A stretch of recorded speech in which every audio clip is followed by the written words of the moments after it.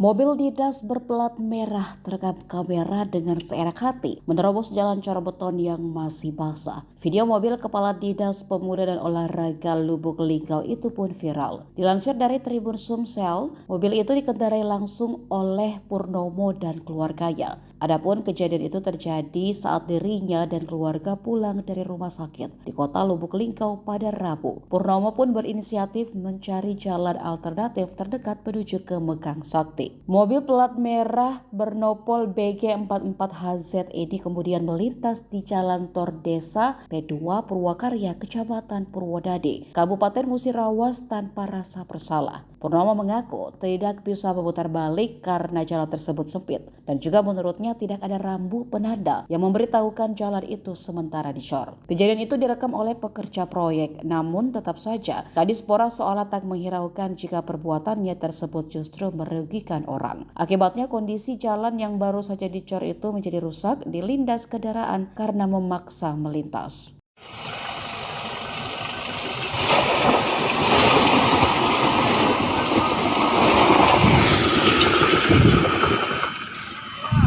Mobil plat merah masuk. Kasih izin segala macam.